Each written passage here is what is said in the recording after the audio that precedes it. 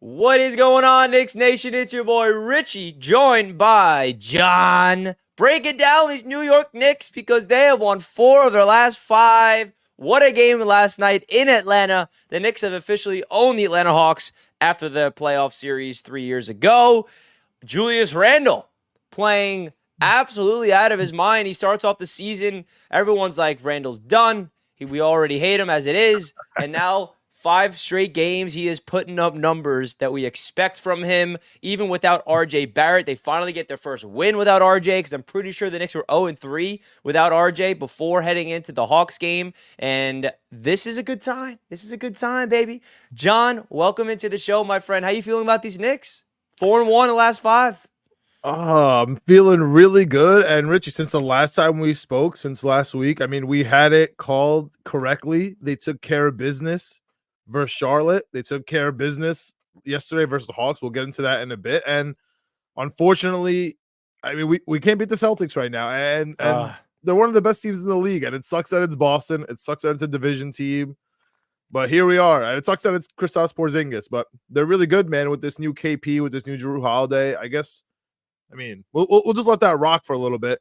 But, yo, let's just talk about how important that Hawks win was. Listen, man, you keep saying, yes, we own the Hawks. And when you look on paper since that playoff series, sure, we own the Hawks. But this is a different Hawks team. This Hawks team is actually really good. And I can't believe we're 2-0 versus them this year. And it's going to come back and bite the Hawks in the butt when it comes to the end of the season talking about standings. I think we're going to be neck and neck all year. I can't believe Bogey dropped 30 yesterday with that ridiculous shot. I mean, I just have so many emotions going on yesterday from that Hawks game. I have so much vitriol towards the Hawks because of that series. And don't we all? Those games are bigger. Those games are bigger than usual, aren't they, Rich? They are. I mean, it's just like whenever you go into a playoff series, and we're going to feel the same way, at least I will, about the Miami Heat this year.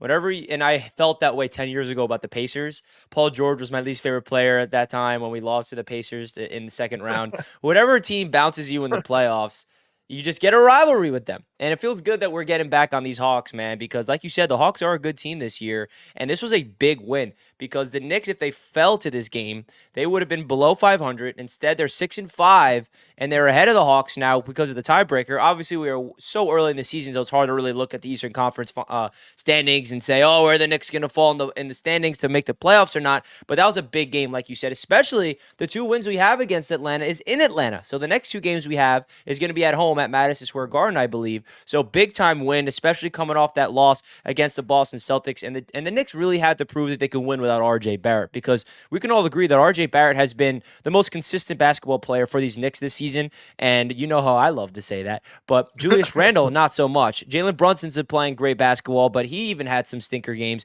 Emmanuel quickly, he's kind of hot and cold this year. But without RJ, it's kind of like against the Celtics. Oh, he's got migraines. I thought we had to deal with his knee. Now he's got migraines. Those can linger, but it was really awesome to see, the Knicks really get back on track and to see Julius Randle. And I just want to start off with that because he's such a polarizing player. I mean, he really is. He really is. I mean, even on my AFC's roundtable last night, people were comparing Josh Allen to Julius Randle. I'm like, that was an interesting comparison, Josh Allen to Julius Randle. I don't know about that. But the reality is, John, Julius Randle's putting up numbers where you got to talk about it in a positive light, because he even got Kendra Randle on Twitter saying, hey, my timeline's quiet. Where the haters at? I mean, even the wifey's out there asking out for the haters. Wait, it's got to give a shout out to Corey's in the chat. Richie, a huge win for the Knicks a day after my birthday.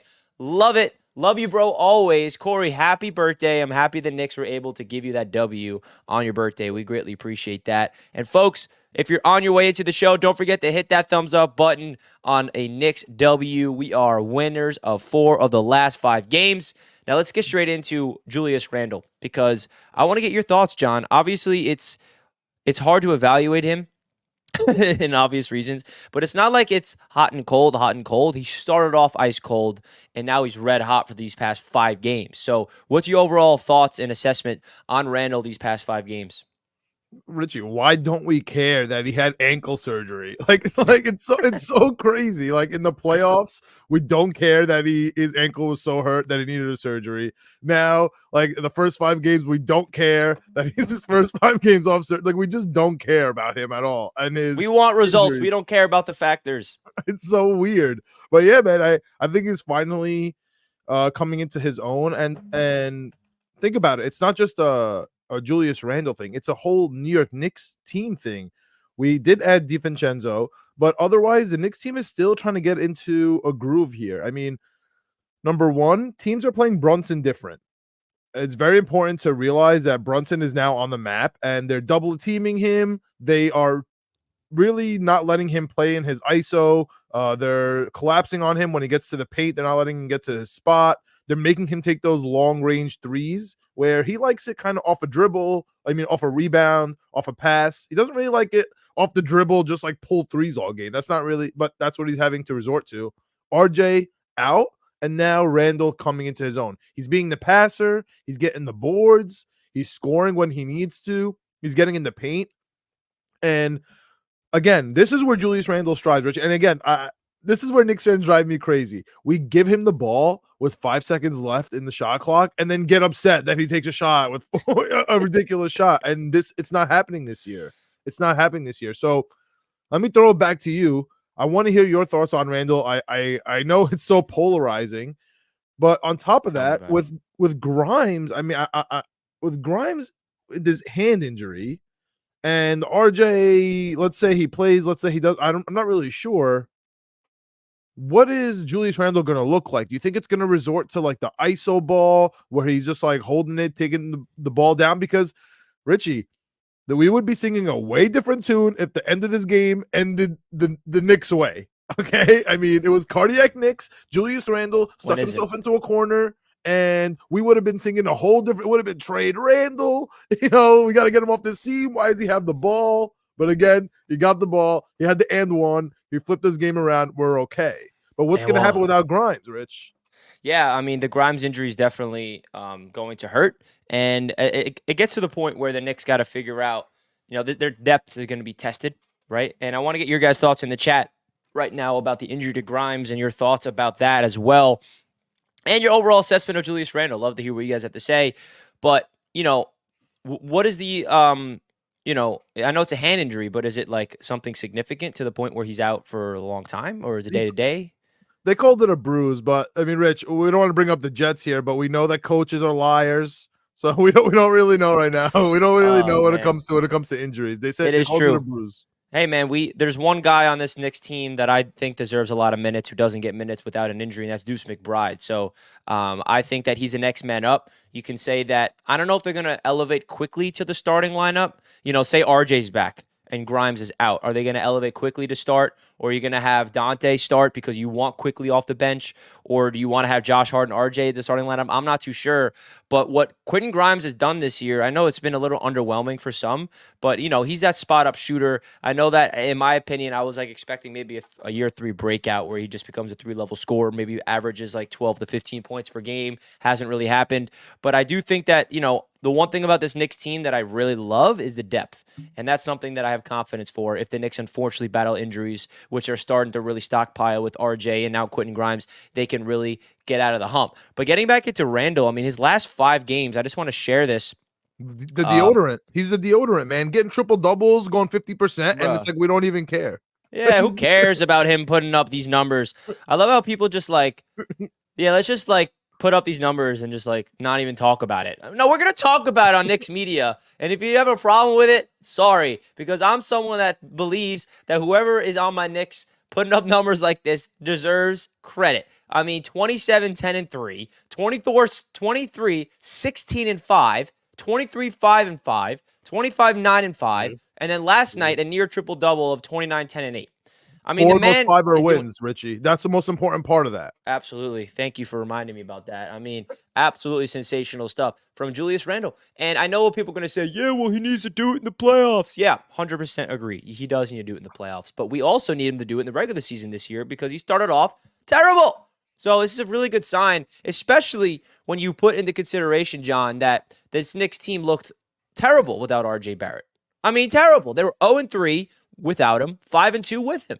And they needed to get a win without RJ to prove that the depth is there because we have a big three here with Brunson, Barrett, and Randle. And without RJ Barrett here, I'm looking at Randle to be the guy because I know what to expect from Jalen Brunson. But when it comes to Randle, he needed to step up, and he did. So big time shout out to you, Julius Randle. Really, really excited to see your continuous development into this Knicks team. Now, getting into Jalen Brunson, my favorite part about him, man, is the clutch gene, baby. Ooh, that clutch gene that Jalen Brunson has is something of beauty. What was your thoughts of Brunson last night, hitting multiple clutch shots, that mid-range pull-up? I mean, I just feel like Brunson is someone that I have so much confidence in the clutch. Like, I never really had a lot of confidence in Knicks players in my lifetime. Like, with 2 minutes left and they have the ball in their hands, and I'm like, you know what?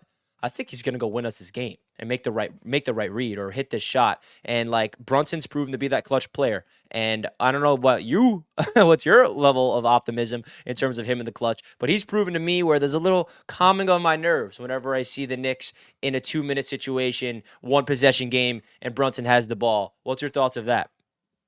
I love that sentiment. And really quick, if I asked you how did Brunson shoot last night, do you think he did well last night, or do you think he had a bad game? Personally, I think he had a bad game. But when I look at his numbers, I mean, he did amazing. What more do I want from him? He went 6 for 10 from 3. I feel like he was awful yesterday. 8 assists. Do you not feel like he was throwing away the ball? Yeah, I mean, he was 8 of 19, right? I mean, I also think he kind of just turned it on another notch at the end of the game. 24 points, 8 assists. I mean, what more can you ask? And all those points a lot of those points came in the fourth quarter, which is probably why it doesn't feel that way. Because I'm pretty sure he took over that fourth. The 3 turnovers hurt during the game, but dude, you're absolutely right. It's not just the Jalen Brunson factor. You know what it is, Rich, and we're not used to it, so I don't think you could pinpoint it. It's the fact that it's the point guard. We have a point guard who you trust baby, with the ball at the end of the game. That hasn't happened. It's like having the quarterback at the end of the game. You just don't know what it's like. So I don't. That's why we're used to Randle, right? We were so excited. Oh, Randle could, point forward, bring up the ball, has it in his hand at the end. We'll kind of live and die with it. He had one season where he did amazing with it, right? We all know about it. The immaculate 4 seed, and then it all fell downhill from there. We have Jalen Brunson now, so now Randle could just be the power forward. I'm so mad at us right now that we're 13 minutes into the show, and we haven't mentioned Emmanuel quickly. No, Mitchell Robinson. Mitchell Robinson, man, the only reason we've been winning basketball games. It's crazy. It's true. He is an absolute menace. And that actually goes into the Richie stat of the show. Folks, listen to this stat that I found on my own last night, and I feel really proud of myself that I found this stat. Okay? So I was last night, and it was like 1 a.m., and I was like laying in bed, trying to go to sleep, thinking about the Knicks, and I texted John immediately. I'm like, yo, we have to go to live tomorrow, and I just found a stat that we need to talk about. And I was looking at the standings, and I saw the Knicks' opponent points per game. It's at 105.3, and I'm like, wow, that's low. And I looked at what's stacked up against the East. I'm like, damn, I think the Knicks have, given up the least amount of points per game in the East. And I'm like, let me check the West to see what they're at. They're first. What? The Knicks have given up the least amount of points per game in the NBA, and that translates to the guy that you just brought up, Mitchell Robinson, being that defensive anchor, crashing the rebounds, and just being that dominant force he is. And, of course, the other guy that deserves credit for that is who? Who is it, John? Come on. Just say it. You can give him credit for something. No, I don't want to. It's Mitch Robinson. You got to. It's Mitch Robinson. But there's another person that deserves credit for it. Okay, I'll go Emmanuel quickly. No. Who is it? Come on. Tom Thibodeau. Oh man, listen, you're talking to the wrong guy. I love Tibbs, man. I love Tibbs. The Knicks have given up the least. The Knicks are the number 1 defense in the NBA from that stat. Let me just remind you guys again. The Knicks have given up 105.3 points per game. That is first in the NBA, the least amount in the whole league. I was shocked to see that stat, and that tells you that with a coach like Tom Thibodeau, they're buying into the system. We got the personnel that is able to do that. You got Mitchell Robinson, and then as Isaiah Hartenstein coming off the bench. IQ is a very good perimeter threat as well. And they're playing hard-nosed defense, man. They're contesting shots. They're crashing the rebounds. And I think the rebounds is the key here because you can play great defense all you want, but if you can't get that board, that's not a stop. So that's why I had to give credit to Tom Thibodeau. Of course, it's his system, it's his scheme, and the players are buying in. That's fair. I was thinking IQ because of his bench defense, his on-ball defense. Oh, for sure. But yo, I want to lob this back up to you. Last episode, you're talking about your dad wants more Hartenstein minutes, not really loving Mitch. What are his thoughts on Mitch, man? Hey, no, he loves Mitch. It's not anything against Mitch. He just has an infatuation with Hartenstein. It's not. It's more just like he's in love with Hartenstein and like nothing against Mitch. He loves Mitch as well, and he was just upset that he couldn't stay healthy early on in his career. But now every time he sees Hartenstein, he just sees a little push shot. He's just like, see, look at this guy. I'm like, Dad, I know, I love him too. Like he's a beast. Like Isaiah Hartenstein is a dog, and I feel like he's becoming a Knick fan favorite as well, which I really love because I love making the joke that Knicks fans bullied him into being good because last year he sucked early on in his career with the Knicks, and then he even gave the Knicks fan credit for that. We got a super chat from my man Lascelles, who is a Brooklyn Nets fan. I swear, the only super chats comes in on Knicks media is from Lascelles, who's a Brooklyn Nets fan. Brooklyn, babe winning without Cam Thomas and Ben Simmons.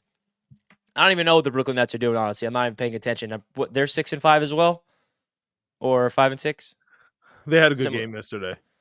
They have a similar record. Well, Lascelles, first of all, appreciate you tuning in the Knicks media as a Brooklyn Nets fan. They are 6-5. When do we play the Nets next or first? That's a great question. December 20th in Barclays. Damn, that's a while. I'm down to get into Brooklyn on their ass. Come on now.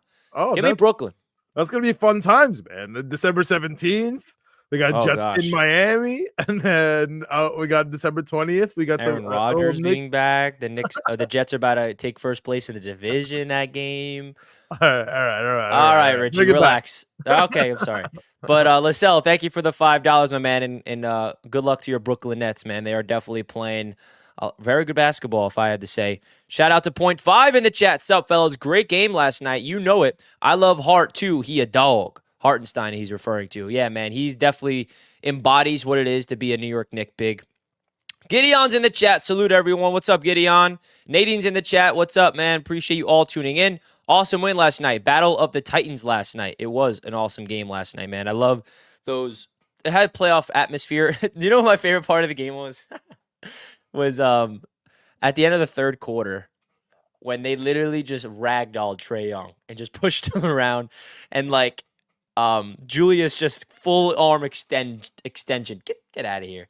And then Hartenstein got involved, and that just shows you that there's a little frisky in that energy between the Knicks and the Hawks still. Listen, man, even Trae Young is playing a different game, right? He's not pulling those threes. He's getting in the paint.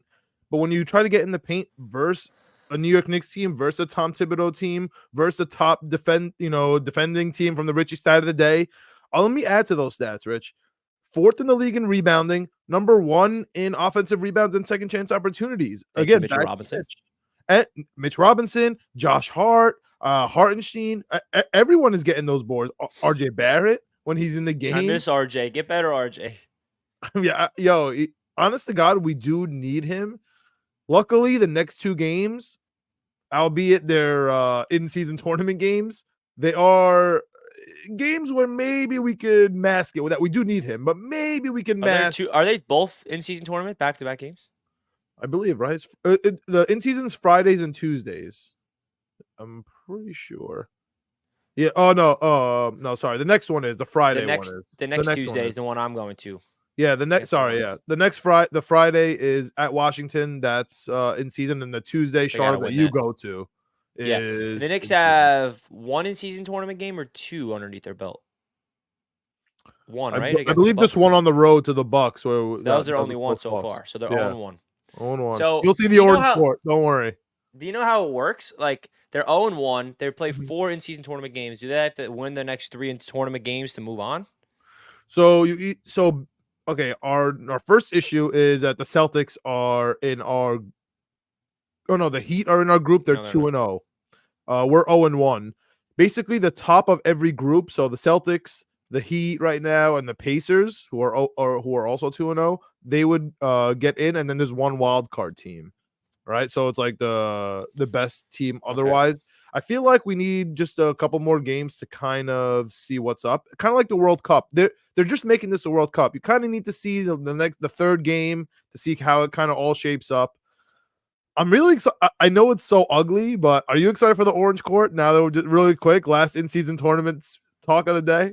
Yeah, I actually am. That's why the game I'm going to is an in-season tournament game against Charlotte, and I don't know what to expect with that court. Are they home on Friday? No, we're at Washington. So is the first in-season tournament game at home the one I'm going to? Yes, sir. Oh, That's didn't what I'm know that. saying. That's what I'm I saying. love that.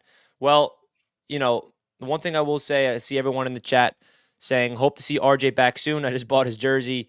There we go, Miguel. Appreciate you tuning in. Let's go, Knicks. Kelvin's in the chat. Yo, Richie, what's good, my guy? When we pass the ball, we are a very different team. How about that? We're actually moving the ball. Who would have thought? Thank God Julius is heating up. This is how we've been asking him to play for the past years. Absolutely, the Knicks are a different team when Julius plays the Julius that we expect. Bro, RJ better not miss any more games with the friggin' migraine. Dune has a 3-day migraine. Give me a break.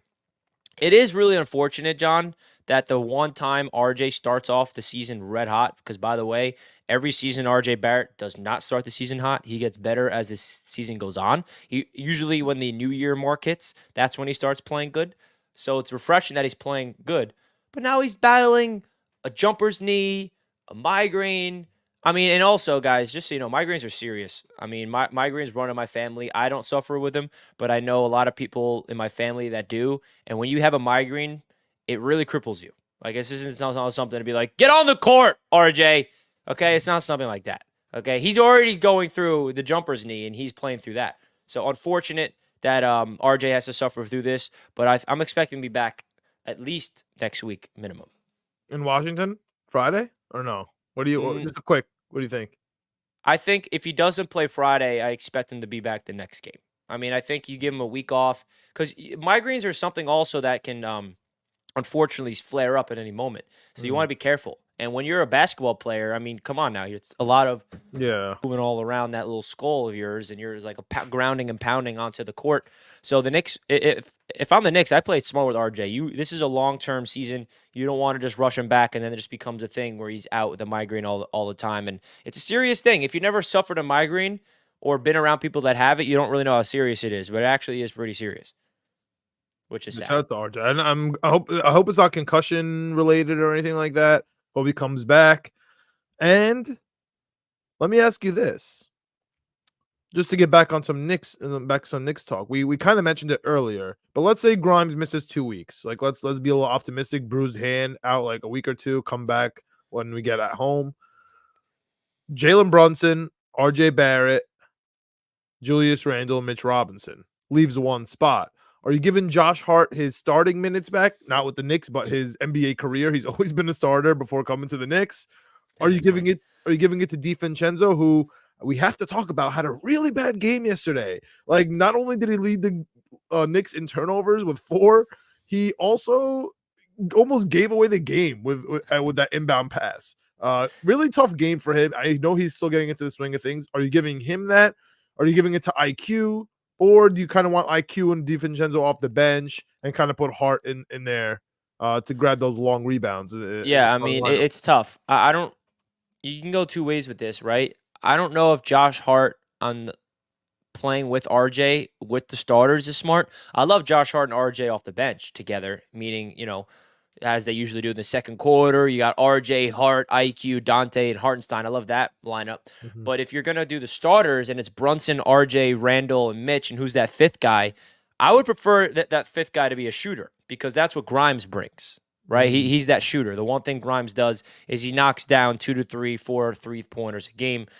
So Dante does bring that, but at the same token, he's been not really someone that I'm like, yeah, start Dante DiVincenzo. He's a dog, right? Emmanuel Quickly is probably the guy I lean on, but I also love his 6-man feeling where he's that spark off the bench. Because I don't know, I like what Josh Hart brings, but I think he's a perfect replacement for RJ when he's injured, not a guy like Grimes, where like Quickly's the perfect replacement for Grimes off the bench. Does that make sense? Like I think it would be more of Yeah, a quickly thing than Hart, just in terms of spacing, right? We don't want Josh Hart is just a catch and shoot 3-point guy, and he doesn't hit at a high clip. I don't know what his percentage is this year, but IQ is a sharpshooter, and I think that would be a better replacement for a guy like Grimes in the starting lineup. But then again, I don't know if they want to mess up that bench unit like that. I agree with your thinking, but you're only thinking on the offensive side of the ball. And as honestly a Grimes protector here, like everyone wants to trade him for every single player in the NBA, right? Every time there's a trade, you throw Grimes in real quick. As a defender of Grimes, his number one asset is his on-ball defending. We could not guard Trae Young yesterday after Grimes left the game. And that's where we need Josh Hart. We need Josh Hart to guard the best guard on So the you other don't like team. IQ's defense? I do like IQ's defense. He's better off ball though than he is on ball. Okay. Right? Like once it's ISO mode, I'm kind of nervous. Like I'm kind of expecting a little bit of a double team and then kind of some swings, some rotations. When it's Grimes, I'm expecting him to lock him down. When it's Josh Hart, I'm expecting him to lock him down. You know what I mean? So that's where I think Josh Hart can be honestly an asset because Brunson's going to shoot. He doesn't really pass. I mean, it's the elephant in the room. He doesn't pass. The Knicks don't pass, right? That's why Obi doesn't fit on this team. He needs a team that is good in transition and gets assists. The Knicks are bottom of the league in transition points, and I think literally second to last in assists, right? Which is the exact opposite of the Pacers, right? It's just not how we play, right? RJ, he likes to get in the paint and maybe dish it out. Randall, he likes to take ISO. Mitch doesn't play offense. Like we need someone to be a shooter. We need someone to be an on-ball defender. We hide Brunson. That's where I'm leaning here, Rich, because I know the Wizards or whatever. I know the Hornets or whatever, but I don't want to get into bad habits. I want to keep up the defensive prowess. I like being that top defensive team. I like being that top rebounding team. I want Josh Hart to get my rebounds. I want Mitch Robinson to get the boards because Randall's going to pop it. RJ's going to pop it. You know what I mean? Brunson's going to pop. Like, think about the first quarter. And I'm going to flip it back to you here. What do you think about the first quarter? Knicks are back, yo. Like, I got to that's start when we betting win on the first games. quarter Knicks. Over Randall. Oh, you got to take over Randall. And Brunson. Yeah, true. Both of them over. I mean, the first quarter Knicks are back. The one thing about Julius and his career with the Knicks is he's just a god in the first quarter. I don't know how he does it every game when he's playing good, right? He just sets the tone early, and I think that's really how the Knicks have been good under Tom Thibodeau is the early starts and then protecting a lead with their defense, and then of course it's going to be cardiac Knicks in the second half. It's never easy. Besides that game against Charlotte, I believe, when we blew them out. And I watched that game at 9 a.m. in Vegas, and I also bet on the Knicks -10 in that game with cash. I was like, cash, baby. Because I was like, you know what? I'm in Vegas. I want to bet on the Knicks. And I saw the line at 10. I was like, screw it. And the guy's giving me, like, the guy I'm betting it with at Vegas, he's like, you sure you want the Knicks 10 points? It's like, oh, yeah, I do. He's like, giving me shit. I was like, watch. It's going to hit, baby. And then it hit. So I'm glad about my first Vegas cashed out was on the New York Knicks because the Jets bets I placed did not hit. Something's as disgusting as -10 Knicks, you take it. Yeah, I know. And it was at home. It was in Charlotte, and I was watching it, and I was just like, I never root for the Knicks because I don't really bet on spreads usually. I'm not really a gambler like that. And I was watching the game, of course, rooting for the Knicks, but also looking at the score. I'm like, come on, blow them out. Like, right. We got to get up by 11. Richie, not really a gambler like that? You betting basketball 9 a.m. on a Sunday? I was in Vegas. I mean, I got experience Vegas. Hey, I don't bet on Knicks spreads at home on apps, but if I'm in the world's largest sports book, by the way, literally it was like 15 million screens in my face, and I could just put cash down on the Knicks and cash out if they win immediately. I was like, I gotta do it. Oh my gosh. We got people in the chat says tricks. The one time I'll sorry Richie's when the Knicks are playing. All right, I guess this is a Bills fan from the AFC's roundtable who's also a Knicks fan. There we go. We got some cross fandom. I like that. I'm sure there's a lot of Bills fans that are Knicks fans, so we can come together there. I'll see you Sunday, Tricks. We'll see you Sunday. When we end your season and put you below 500 for the first time. I like Dante as a sub for Grimes if Grimes misses times, but who gets Dante's minutes off the bench? McBride, Fournier, or do we go big with Sims? I think it's McBride personally. But Sims is another guy. Fournier, definitely not. But why not? Like, see, you have defense. The right answer. You have the right answer. You know what I'm saying? Because McBride's going to play defense. Fournier isn't. And Sims is just a backup guy because we want to play Mitch as much as possible and your boy Hartenstein. So it's Yeah, just defense, man.